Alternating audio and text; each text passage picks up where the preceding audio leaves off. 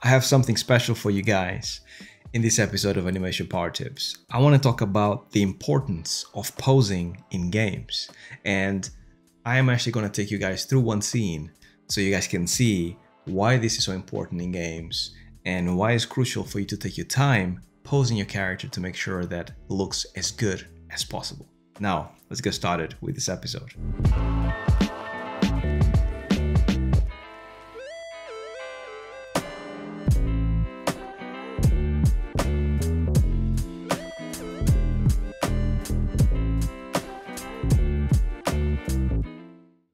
Welcome guys, I hope you guys had a good week. So, in this episode as mentioned, posing is incredibly important for games. And the reason why is because all animation in games, if you guys don't know, always start from a specific pose. The animation happens and then they move on to the next pose. Now, posing is very minimal, but by the end of the project you end up with hundreds of poses if it's a big game, or quite a few poses if it's a smaller game. But either way, there's no escaping posing. I'm going to jump into Maya and show you guys why posing is important, and I'll walk you through some of the thoughts and some of the reasons why.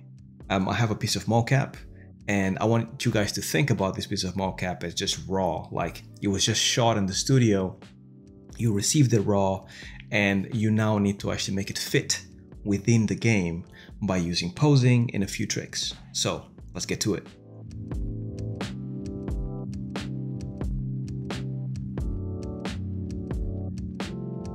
This is the Red 9 puppet rig.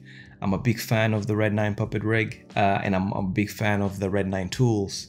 And I think that when it comes to mocap, this is the best tools you can get out there.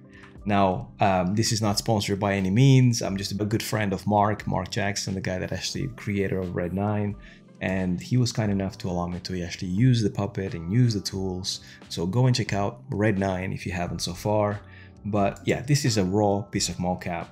So I'm going to play it so you guys can see what happens, and then we're actually going to talk about some of the changes that we're going to be making in order to make this fit our game. Let's do it. So it's a guy kind of like crouching down, reloading his weapon, and then putting it like back up and stuff. This will just generically give you guys an idea.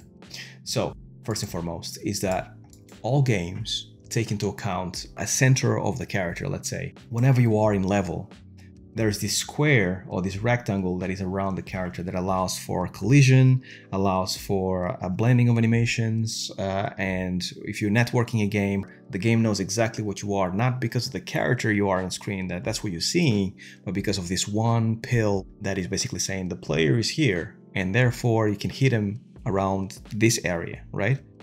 Now, this capsule normally lives in the center of the control of the rig. So basically the animation doesn't happen outside of that capsule, because if you were to happen outside the capsule, then you probably wouldn't be hitting anything, right? The animation will be happening here, but the game is seeing the capsule over here.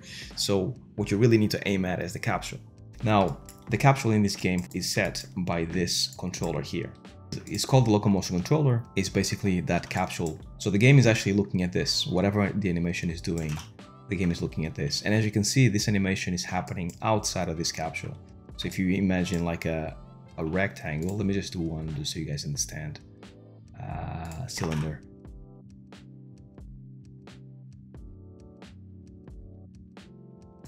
So roughly this is what the game is seeing. So this thing here, like if it moves forward or if it goes up, this is what your bullet is going to hit. This is where the kick is going to hit.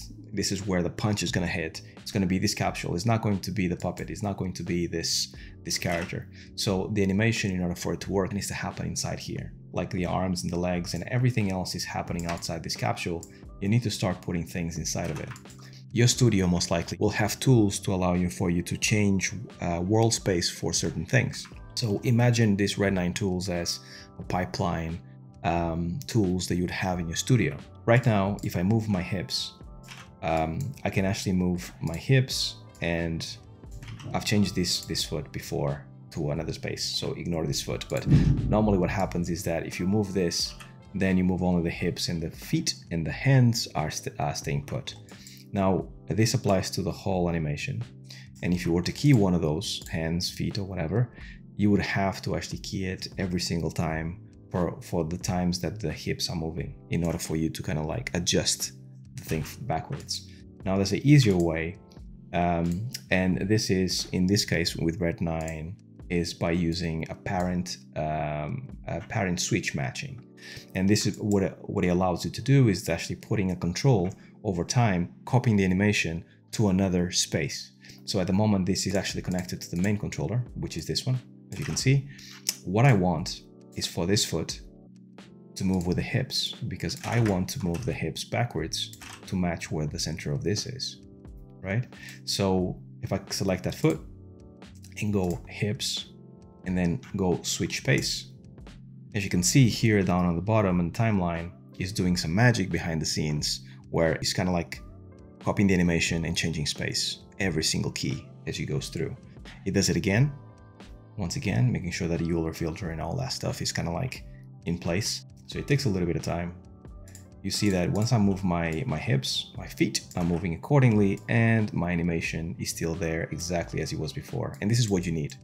So I'll do the same thing for your hands. So let me see, going to the hips. So I can move one controller and then move the whole hands and feet with it as well. We're gonna do the other hand to hips. Okay, so now we have the whole body moving as one piece, and that's exactly what we need. Now we are gonna use our trusty layers right there. I really don't need the channel box. I'm going to use my trusty layers to key my hips. So I have an animation layer there.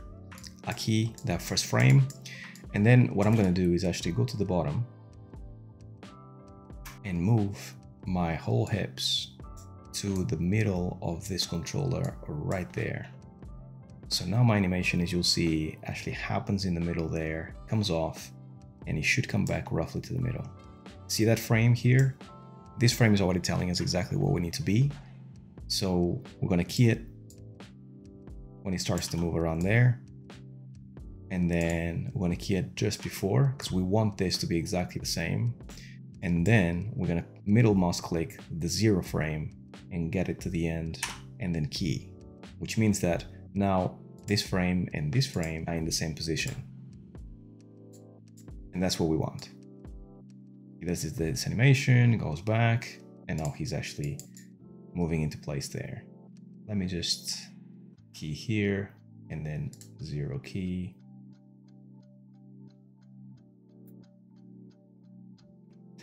In order to get exactly that pose, I need to actually get all the controllers under that layer. And then we have first frame, we have that, and then we have this one. And then when we get back to this final pose, we want to actually be exactly in the same pose as we were here in the end. So what we're going to do is actually grab this 0 frame and then middle mouse click and then key that. And that should give us the same exact animation here and here. So as you can see, 0 and 177 is exactly the same. And then obviously there's a little bit of like the feet are like moving a little bit, but it's very minimal that we can clean this afterwards. But at least now, right at the beginning and right at the end, we have exactly the same pose. So this animation, in effect, is actually looping correctly now. So that's actually really nice. And this is what you want as a beginning, as a first step. Now that we have that, what we should do is actually merge our layers, because we want to go back to having your mocap, just raw every single frame. So we'll do that. We'll merge the layers. Maya always takes a little bit of time to actually merge layers. So we're going to give it a little bit of time and fast forward for you guys with a magic video.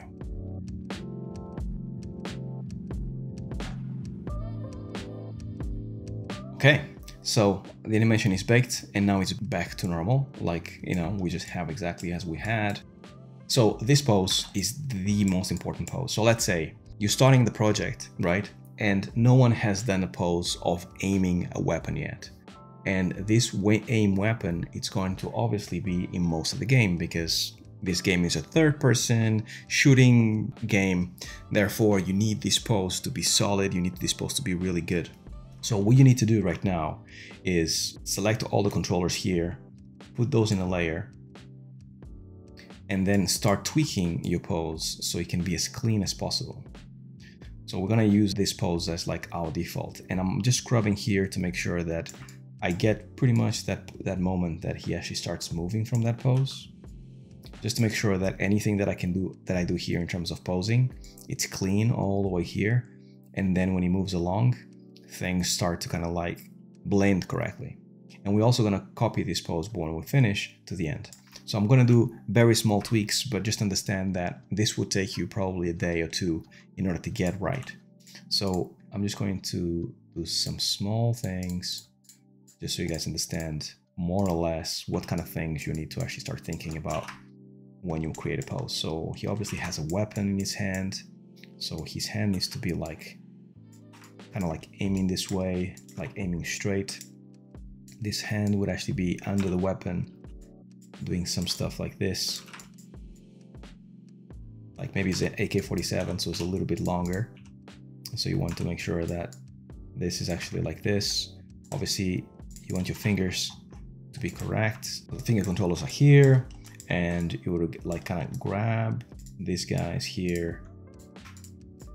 You make sure that you get like a really strong hand pose. What I'm gonna do right now is gonna be the very basics, but you need to make sure that every finger sings and every finger has a specific pose that shapes around the weapon. Like every finger kind of like has like a heft, and it looks professional when he's actually kind of like pulling that trigger. So you want something like this, something like this. That finger kind of just goes a little bit like that. As you kind of like grab that, and then this hand here needs to deform around the weapon, something like this. And this one would actually deform this way.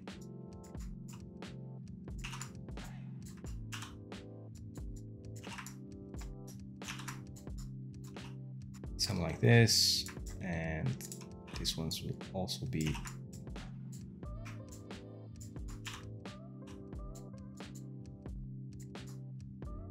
something like this as well. And finally, the pinky finger goes down. Then you have something that he's actually aiming at. You need the same thing with his fingers.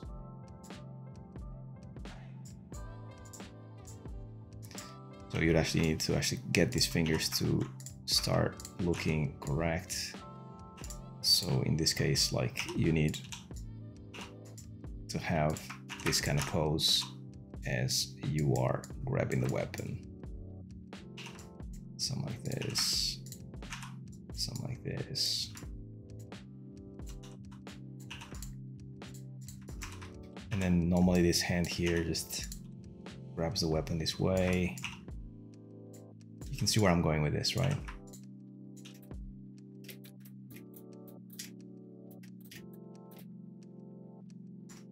Something like this. The hand is not really great, but you know where I'm going with this. Like at least now it looks more or less like he's holding a rifle. So this is better. Probably have to move this elbow to be a little bit more angled up, and then this to be a little bit lower. The shoulders are very important when holding a weapon. So normally this shoulder is a little bit up, and this shoulder is a little bit more down, almost like straight with the weapon. So what I'm gonna do is grab these wrists and grab these hands as one controller, since I moved them all wrong, and then paste them here. And then I'm gonna paste them from here to around there. Make sure that they actually have like a nice pose.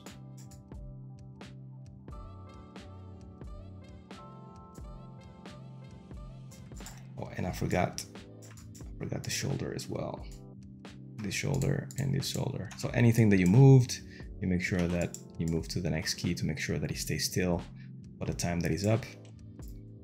Whenever this finishes, it should go back to 0. So you're going to add a 0 key there.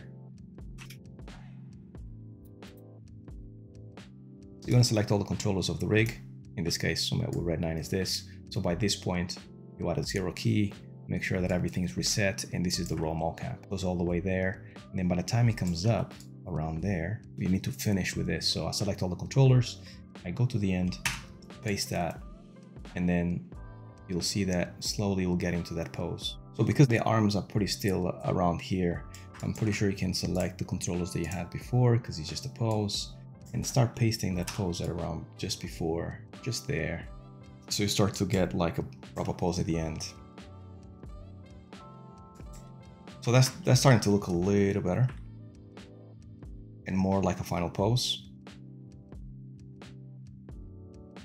We have done enough for now. Once again, I mentioned before, I don't like to actually leave layers when I'm working with mocap, mainly because you already have keys in every single frame.